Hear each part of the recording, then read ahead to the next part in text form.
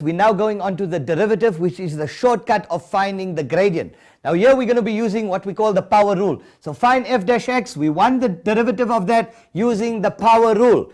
Now what is the power rule? For the power rule, very simply put, we take the power, we multiply it by the coefficient, and we minus 1 from the power for each term.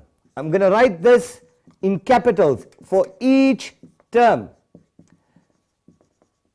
So for each of these questions here, for each of these terms in this polynomial, we're going to take the power times the coefficient and minus 1 from the power. Power times coefficient minus 1 from the power. Power times coefficient minus 1 from the power. And I want you just to remember that the derivative of a constant,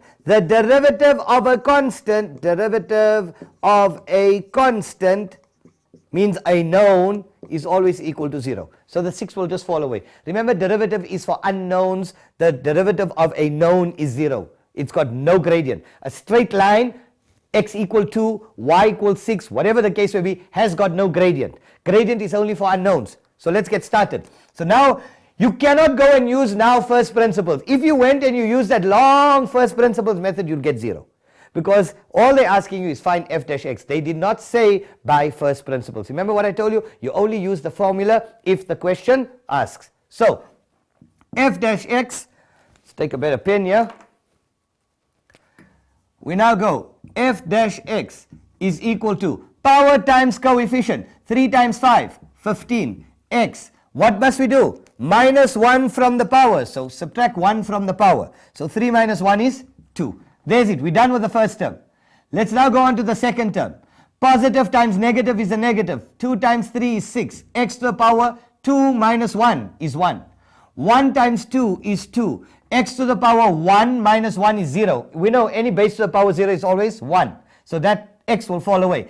And what is the derivative of a constant? 0. There we go. There is your derivative. So you can take another example here. If f of x is equal to minus 6x cubed plus 3x squared minus 8x plus 10. Let's find f dash x. By now, in fact, by now you must be able to do it mentally. It's so easy.